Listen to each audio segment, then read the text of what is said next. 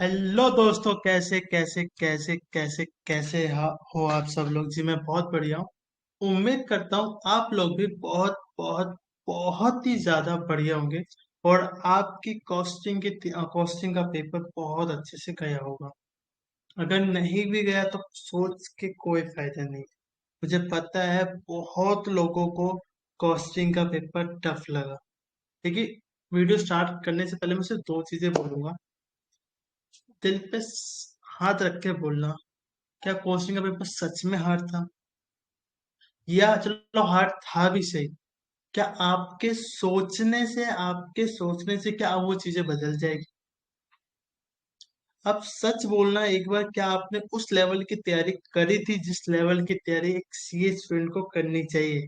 क्या मैंने वो 3 या 4 रिवीजन करी थी? क्या मैंने सारे चैप्टर अच्छे से पढ़े थे? जब आप पढ़ के 60% गए हो, 40% पढ़ के गए हो, तो आप कैसे उम्मीद कर सकते हो कि आपके 60 प्लस आ जाए ऑडिट में? मुझे तो उन बच्चों पे गुस्सा आता है जो कह रहे कॉस्टिंग का पेपर टफ था, या बहुत टफ था, कुछ भी नहीं था। मैं अभी भी कह रहा हूँ कि मुझे एक चीज हमेशा बोलता हूँ कि कॉस्ट कोई भी पेपर हो, अगर आप एग्जाम हॉल में पेपर दे रहे हो ना, तो उस पेपर की लेंथ और उसकी जो टफनेस होती है वो हमेशा हाई रहती है, क्योंकि एग्जाम हॉल में दिए जाने वाला सारा पेपर टफ होता है। एग्जाम हॉल के बाद उसका रिव्यू करना, इस पे ओपिनियन देना बहुत बड़ी बात, बहुत इजी लगता है। लेकिन एज ए स्टूडेंट, मैं एज ए स्टूडेंट ही कह रहा हूँ, दिल पे हाथ रख के बोलो, क्या सारा पेपर हार्ड था? क्या कुछ चीजें मुझसे आसान नहीं थी? मैं ये बिल्कुल नहीं कह रहा हूँ कि 100% पेपर आसान था। मैं कह रहा हूँ 50 to 60%, 50% मान लो आसान था, एवरेज था, उसे आप कर सकते थे। और 50% था जो टफ था, उन बच्चों के वो वही बच्चे टैकल कर पाए होंगे जिन्होंने 4 से 5 रिवीजन करी होगी। बट आप लोग ना प्रॉपर पढ़ते हो ना प्रॉपर करते हो, फिर सोचते हो यार सीए का है। मेरे से एक स्टूडेंट ने बात करी, भैया भैया यार एक दिन पढ़ के ऑडिट का पेपर निकल जाएगा। मैं मेरा मन था मैं उसको गाली वाली बक दूं। भाई एक दिन में अगर ऑडिट का पेपर निकल गया होता है ना, तो बच्चे सीए बन चुके होते हैं, क्योंकि मेनली बच्चे ऑडिट की वजह से फेल होते हैं। भैया आपकी लिस्ट एक दिन पढ़ने से पास हो जाएगा क्या? मैंने कहा भाई मेरी लिस्ट से पढ़ेगा ना, मेरी इंपॉर्टेंट कौन सा लिस्ट से पढ़ेगा, तो तेरी रिवीजन हो जाएगी। पास फेल मेरे हाथ में, मेरे इंपॉर्टेंट कौन से नहीं है। वो पढ़ के ही तू नहीं गया अच्छे से, तूने पेपर में लिखा ही नहीं, तो कैसे पास होगा? तो मोस्टली बच्चे जो फेल होते हैं ना, यार तुम्हारे पास आप 6 सब्जेक्ट है, ले दे के थ्योरी का एक ही सब्जेक्ट है, प्रॉपर थ्योरी सब्जेक्ट है वो ऑडिट, बाकी सब प्रैक्टिकल है। लॉ, अब लोग लॉ एसएम भी तो वो थ्योरी है, भाई नहीं है, इतनी थ्योरी नहीं है। ढंग से पढ़ोगे तो खत्म हो जाएगा। गलती ये है, प्रॉब्लम ये है कि तुम नहीं पढ़ते हो, तुम वो 4 5 रीजन नहीं करते हो। तुम वो मॉक टेस्ट पेपर नहीं देते हो। कसम खा के बोलो कि तुमने 3 3 मॉक टेस्ट पेपर दिए थे। बोलो ना तुमने 3 रिवीजन करी थी। जब तुमने ढंग से सिलेबस नहीं किया, रिवीजन नहीं करी, तो तुम कैसे बोल सकते हो कि यू बिकम सीए? कैसे सीए बन सकते हो? खैर पेपर हार था, इजी था, मैंने आपको डांट दिया, वो अलग बात है, चलो उसको भी छोड़ो। अब पेपर कैसे भी गया, कोई फायदा है सोच के? भैया मेरे तो 40 भी नहीं बनेंगे, भैया मैं पास भी नहीं होगा। भाई ऑडिट की पढ़ाई करी है ना? नहीं करी तो मत दे पेपर। अगर ऑडिट की पढ़ाई कर रखी है, एफएमएससी की पढ़ाई कर रखी है, तो जाके देखे आप बोल के भैया ऑडिट को छोड़ देता हूँ, एफएमएसएम के एग्जामेशन के लिए जाऊं। गधे हो क्या? तुम्हें लगता है कि एफएमएसएम एग्जामेशन यूं आ जाएगी? तुम्हें ऐसा लगता है? उसमें 50 मार्क्स का एसएम है, अगर तुमने एसएम अच्छे से रटा नहीं होगा, तुम्हें लगता है आ जाएगी एग्जामेशन? तुम्हें लगता है तुम्हें तो एफएम की तैयारी भी अच्छी से नहीं होगी, तुम कैसे कह रहे हो? चुपचाप से ऑडिट का पेपर अच्छे से दो, उसमें आराम से 50 60 लाने की कोशिश करो। सेम चीज एफएमएससी में 50 60 लाने की कोशिश करो। अगर 5 से 7 मार्क्स का ऊपर नीचे रहता है कॉस्ट की वजह से, तो ग्रेस मार्क्स मिलके पास हो जाओगे। बहुत बच्चों के साथ हुआ है। पर तुम सोचोगे नहीं नहीं मैं ऑडिट छोड़ता ऐसे में ऐसे देता हूँ, एफएमएससी देता हूँ, भाई क्या लिख के देता ना कि आ जाएगी गेम सर, फिर बोलूंगा छोड़ दो ऑडिट का पेपर। और क्या पता ऑडिट का पेपर बहुत आसान आ जाए, एफएमएससी का पेपर हार्ड आ जाए, फिर? तो चुपचाप से बोल रहा हूँ, आराम से, जो हो गया वो हो गया। ऑडिट का पेपर दो, एफएमएससी का पेपर अच्छे से दो, दोनों में 50 60 लाने की कोशिश करो। अगर 4 5 मार्क्स से रह जाता है तो भैया वो 21 मार्क्स आपको ऐसे देके पास कर देगा। पर यहाँ पे कोशिश करो कि 50 प्लस इसमें, 50 प्लस अगले पेपर में, दोनों में 50 प्लस आ जाएंगे, तो 4 5 मार्क्स का जो ग्रेस मार्क्स होता है ऐसा दे देगा उसको। यार 145 46 बंदे 3 4 मार्क्स का क्या फील करे? पर तुम्हारे वहां पे 35 आ रहा है, यहाँ पे भी 35 आ रहा है, उसमें भी 35 आ, तो तुम घंटा पास हो गए। या यहाँ पे 40 ला रहे हो, वहां 45 ला रहे हो, पास हो पाओगे? आईसीए में अभी कह रहा हूँ 5 से 10 मार्क्स का ग्रेस मार्क्स देता है। सर हमें तो आईसीए ने आज तक दिया ही नहीं ग्रेस मार्क्स। तेरे कितने मार्क्स से लास्ट टाइम बता दे तू मुझे बता दे कितने मार्क्स से तेरे ग्रेस आईसीए तुझे ग्रेस मार्क्स दे सके। तेरे 100 में से 10 मार्क्स थे, 15 मार्क्स थे, 15 मार्क्स से ग्रेस मार्क्स मिलेगा? अब चलो दे भी दिया आईसीए ने, तो पास हो पाएगा? ग्रेस मार्क्स उसको मिलता है मोस्टली 90% केस में, एक होता है सबको मिलता है, चाहे उसने कुछ भी ना लिखा उसको भी 5 मार्क्स ग्रेस मार्क्स मिलेगा। और एक उनको मिलता है जिनकी ओवर परफॉर्मेंस देखी जाती है। तो अपनी ओवरऑल परफॉर्मेंस को इम्प्रूव करो। अभी भी 2 पेपर है, ऑडिट का अच्छे से दो, एफएमएसएम का भी अच्छे से दो। अगर बोथ ग्रुप भी है, तुम्हारा ग्रुप 1 का परफॉर्मेंस भी देखेंगे यार, इसका ग्रुप 1 का अच्छा गया, इसके ऑडिट एफएमएस का अच्छा गया, या कॉस्टिंग में 5, 32, 33, चलो 6-7 मार्क्स देते हैं, और देते हैं, ऐसे ही देती है। और तब देती है जब तुम्हारी ओवरऑल परफॉर्मेंस अच्छी होनी चाहिए। इसलिए बोलो चुपचाप से ऑडिट की तैयारी करो, चुपचाप से अपने एफएमएसएम की तैयारी करो। नहीं तो नहीं तो बहुत बहुत बहुत ज्यादा तुम्हें पछतावा होगा कि भैया की बात नहीं मानी। ठीक है, तो चलिए करते हैं वीडियो को स्टार्ट अब। ठीक है। हाँ, एक और चीज बोलूंगा यार, बहुत लोग चैनल चैनल देखते हैं और सब्सक्राइब नहीं करते। यार एक सब्सक्राइब कर दो, एक लाइक कर दो बस, और एक अच्छा सा कमेंट कर दो। बार बार यही बोलता हूँ, कर दो कर दो कर दो। सब कुछ यहीं पे मिलेगा आने वाले टाइम में, सबको धीरे धीरे चैनल जब ग्रो करेगा सब कुछ मिलेगा। पर तुम करते नहीं, एटलीस्ट ये तो कर दो यार। ठीक है, तो चलिए करते हैं वीडियो को स्टार्ट। तो देखिए मैंने ना, देखो यहाँ पे देखो, अगर तुम देखोगे तो यहाँ पे MTP 1, यहाँ पे MT1 का एनालिसिस कर दिया है। अगले पेज पे जाओगे तो MTP 2 मई 24 का एनालिसिस।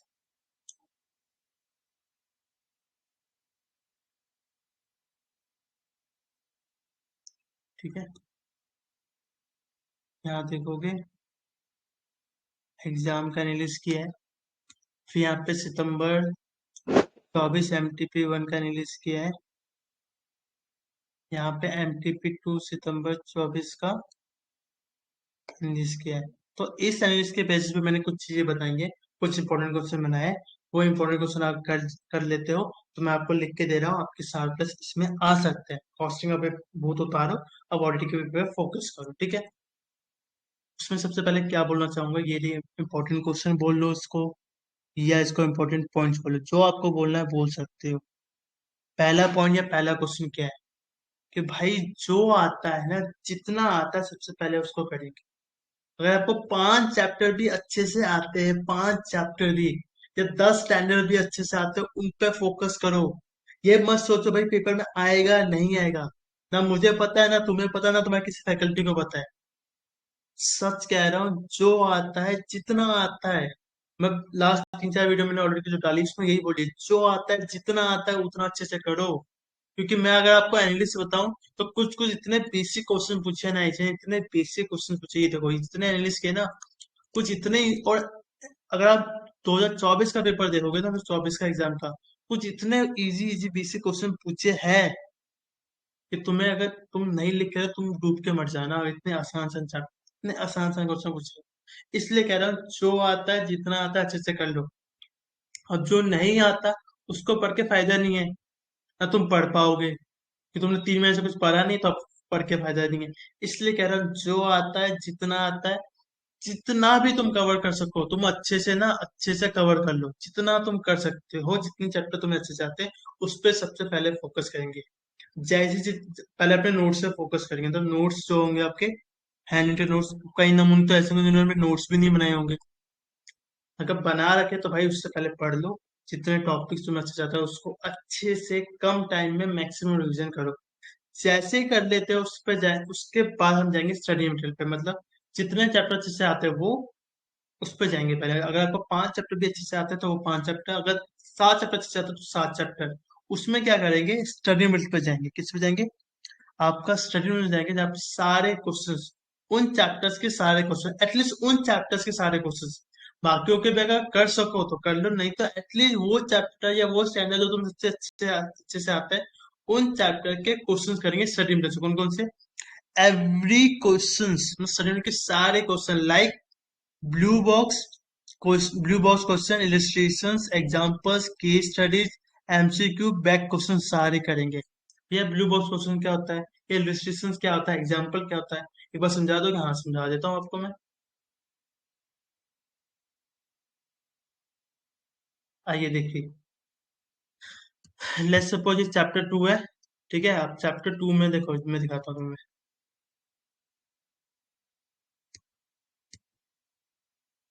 फिर आपका चैप्टर 2 रहा, देखो। अब जैसे ये है, प्लानिंग क्या होता है, प्लानिंग क्या होता है, ये देखो।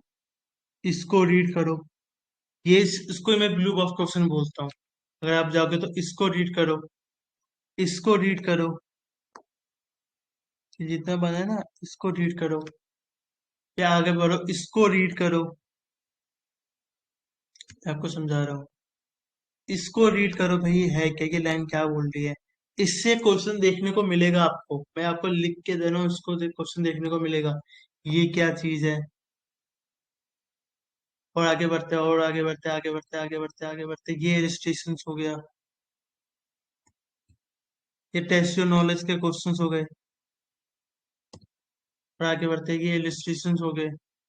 ये री इलिस्ट्रेशन हो गई। ये test your knowledge, test your understanding के क्वेश्चंस हो गए। ऐसे बढ़ते जाओगे, जितने भी आपको ये डायग्राम हो गया, ये इसी तो कह रहा हूँ, ये जितने भी अलग से हाईलाइट किए वाला,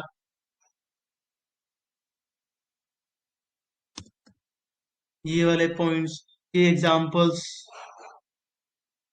तो जितने भी आपको देखेंगे ना, ये टेस्ट योर अंडरस्टैंडिंग का वाला क्वेश्चन,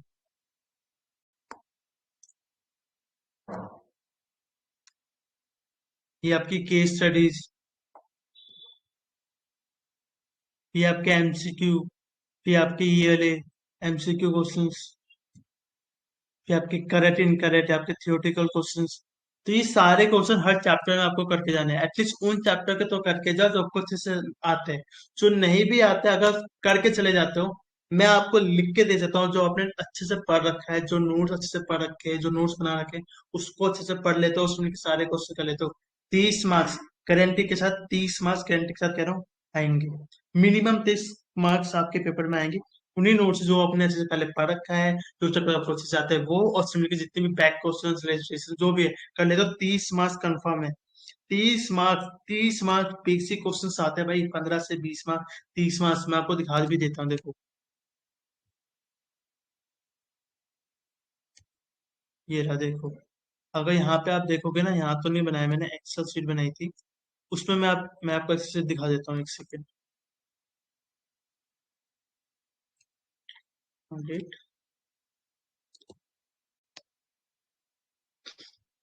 ये देखो, यहाँ मैंने देखो ये प्रॉपर लिस्ट बनाई है, देखो। ये देखो, basic questions from chapter 5 and other chapter से, देखो। 21 से 25, 10 से 15, 30, 13 से 20, 15 से 22, 10 से 15, और इस पेपर में भी आपको लोग, मैं आपको लिख के दे रहा हूँ, 10 से 15 मार्क्स, 10 से 15 मार्क्स, और जो 10 से 15 मार्क्स आप जो आप अपने नोट से पढ़ के जाओगे उसमें से, तो 30 मार्क्स गारंटी के साथ कह रहा हूँ, 30 मार्क्स गारंटी के साथ कह रहा हूँ, 30 मार्क्स आपके उस पर्टिकुलर चीजों से आएंगे। इन 2 पॉइंट से आएंगे, इन 2 पॉइंट से आएंगे। उसके बाद जब ये चीजें हो जाएगी, तो फिर उसके बाद क्या करेंगे, कारो करेंगे। कारो में स्पेशली कौन से पॉइंट करेंगे, कारो बेस्ड एग्जाम्पन करेंगे, क्लोज ये करेंगे, नीति कंपेयरिंग करेंगे, सेक्शन 143 करेंगे। उसके बाद कंपनी लॉ के सेक्शंस करेंगे, कौन से, जैसे 128, 143, 141, जो जो आपके कंपनी लॉ के सेक्शन है वो। फिर जो न्यूली एडेड टॉपिक्स है, जो भी न्यूली एडेड टॉपिक्स, जैसे सॉरी, ये 3 हटा देने, 3 नहीं है, 450, 260, 265, 600। या आपके पास कोई पीडीएफ फाइल पड़ी हुई है तो मुझको भी शेयर कर देना, कुछ बच्चे मांग रहे थे, मेरे पास मुझे मिली नहीं कहीं पे। अगर आपके पास ऐसे कोई पीडीएफ फाइल है जिसमें जितने भी टॉपिक्स ऐड हुए हैं, जितने भी स्टैंडर्ड्स ऐड हुए हैं, अगर उनके स्टैंडर्ड्स की या उनके टॉपिक्स की पीडीएफ फाइल मिल जाए तो मुझको भी सेंड कर देना। तो ये जो 4-5 टॉपिक, ये जो 4-5 स्टैंडर्ड ऐड हुए हैं ना, इनको पढ़ लेना। उसके बाद क्या करेंगे, उसके बाद करेंगे एमटीपी के क्वेश्चन। चाहे आपको चैप्टर का क्वेश्चन आता हो या ना आता हो, चाहे चैप्टर का क्वेश्चन आता हो या ना आता हो, जो ये मैंने एमटीपी सीरीज 1, सीरीज 2, सितंबर 24 के सीरीज 1, सीरीज 2 जितने भी क्वेश्चन मार्क किए हैं, आप करके जाएंगे। 8 से 15 मार्क्स, 8 से 15 मार्क्स आ सकता है, 8 से 15 मार्क्स। अगर 5-6 पॉइंट भी आप अच्छे से कर लेते हो, जो अभी तक मैंने बताया, 40 से 50 मार्क्स, 40 से 50 मार्क्स, क्योंकि 30 मार्क्स आपके 2 पॉइंट दे देंगे। कारो से 5 से 7 मार्क्स का आ जाएगा। कंप्यूटर लॉ से मुझे लगता है 5 मार्क्स का आ जाएगा। तो ये न्यूली एडेड टॉपिक है, जो ये एमटीपी से है, इससे भी 15 से 20 मार्क्स, मतलब 50 मार्क्स का। मैंने अभी तो 6 पॉइंट बताया, 50 मार्क्स आपके कवर हो। ठीक है। आरटीपी के क्वेश्चंस जो होंगे, इंपॉर्टेंट क्वेश्चंस होंगे, तो अगर दो चार वो मैंने अभी देखे नहीं, अगर होंगे तो मैं एग्जाम जब होगा उसके मॉर्निंग में दे दूंगा। 4 5 क्वेश्चन पढ़ के चले जाना, क्योंकि वो सुबह सुबह पढ़ के जाओगे, चीजें याद रहेगी। और मुझे लगता है एक आध क्वेश्चन आरटीपी से पूछता है हर बार, तो वो क्वेश्चन मैं मार्क करके दे दूंगा, कौन सा क्वेश्चन न्यू है या कौन सा इंपॉर्टेंट क्वेश्चन है। ठीक है। ये हो गए 6 पॉइंट। इन 6 पॉइंट को भी अच्छे से कर लिया, मैं कह रहा हूँ 50 मार्क्स ऊपर आ गए। उसके उसके बाद उसके बियॉन्ड जो 50 मार्क्स कैसे आएंगे मैं बताता हूँ। मेरे इंपॉर्टेंट क्वेश्चंस अगर आपके पास है तो ठीक है, नहीं है तो आप परचेज कर सकते हो। जस्ट 100 रुपीज की है, जिसमें से आपको अब से 5 या 6 चैप्टर करने हैं। पूरी लिस्ट करोगे नहीं कर पाओगे। 240 क्वेश्चन की लिस्ट है, पॉसिबल ही नहीं है एक दिन में करना, इसलिए मैं कह रहा हूँ सिर्फ चैप्टर 1, 6, चैप्टर 1, 11, 6, 2, 8, 10, 6 चैप्टर, और अपने जितने भी स्टैंडर्ड्स है उनके क्वेश्चन, टोटल 100 क्वेश्चन बनते हैं, उन क्वेश्चन को अच्छे से कर लेते हो। ये चैप्टर मेरे इंपॉर्टेंट क्वेश्चन की लिस्ट है, और ये अपने नोट से कर लेते हो, तो 60 70 मार्क्स तो आपको यही दे देंगे। हाँ भाई, मेरे इंपॉर्टेंट क्वेश्चन जो 100 बनते हैं वो सारे स्टैंडर्ड्स अपने नोट्स या एमटीपी के क्वेश्चंस न्यू रिलेटेड टॉपिक कर लेते हो। 60 70 मार्क्स फ्री के। उसके बाद आपको एसक्यूसी 1 तो पढ़ के ही जाना है, क्योंकि हर बार 1 से 2 क्वेश्चन आता है।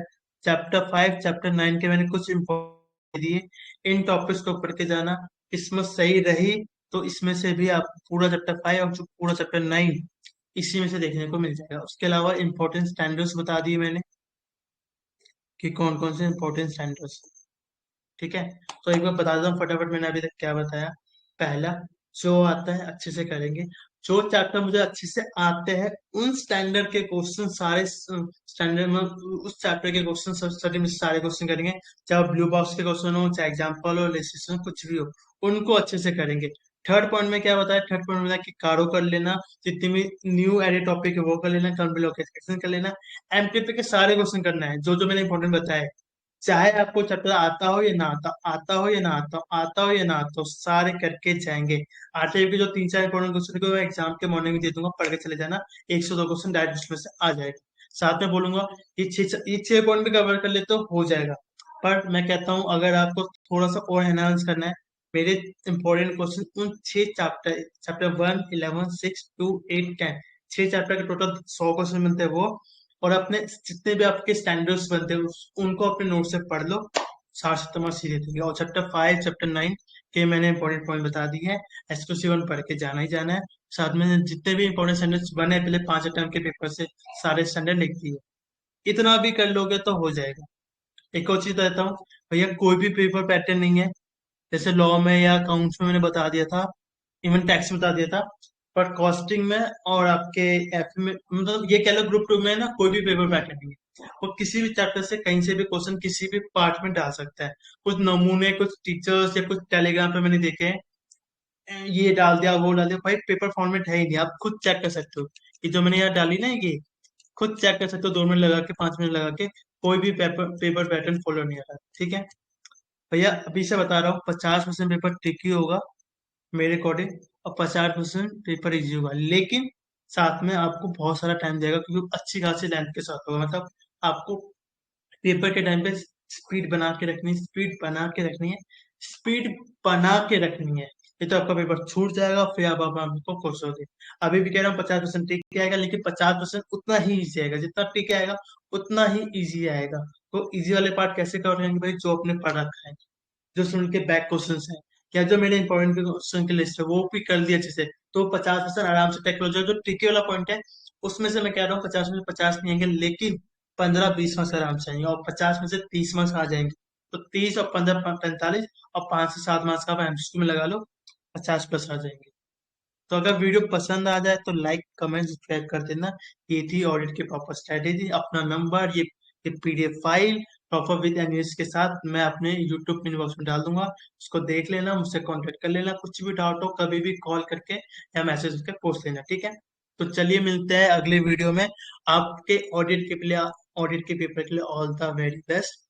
उम्मीद करता हूँ आपको ये वीडियो पसंद आई हो, और आपके ऑडिट में 60 प्लस 60 प्लस 60 प्लस 60 प्लस आ जाए, ये मेरी शुभकामनाएं। Thank you, thank you, thank you so much.